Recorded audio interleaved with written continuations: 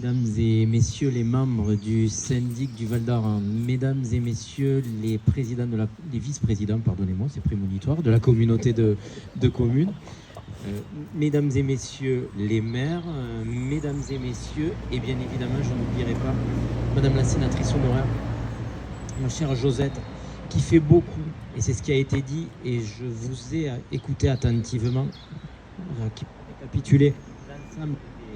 l'ensemble des articles qui relèvent de ce fameux traité de Lys-et-Passerie. On se rend compte que l'idée d'Europe telle qu'elle a été voulue depuis de nombreux siècles, et chez nous depuis 1513,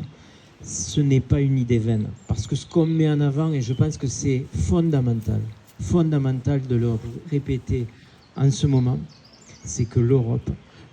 se construit, et tu l'as dit ma chère Maria, l'Europe se construit sur la fraternité, l'Europe se construit sur le primat de l'intelligence collective, l'Europe se construit toujours sur la pensée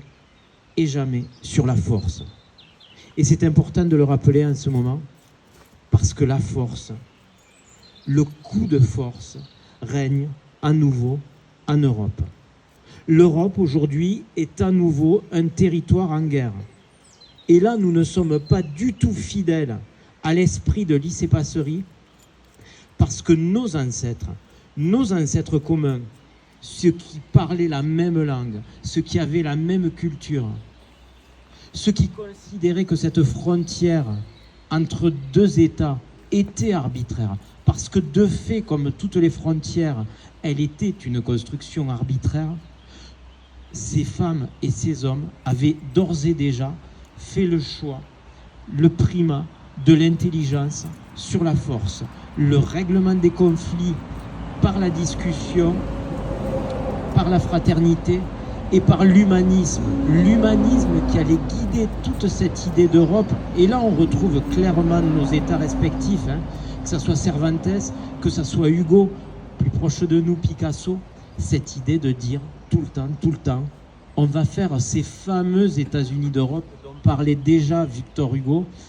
mais ces États-Unis d'Europe fondés sur l'humanisme, sur les Lumières. Et ça doit nous rendre humbles, parce qu'effectivement, nos ancêtres communs, ils ne l'appelaient peut-être pas l'Europe des Lumières, ils ne parlaient peut-être pas d'humanisme tel qu'on l'entend aujourd'hui, mais c'est bien ce qui les guidait. Et il faut effectivement, Pascal, tu l'as précisé, comme d'autres, il faut que nous soyons fidèles à cet esprit et il faut que nous fassions vivre ces idéaux de paix, de fraternité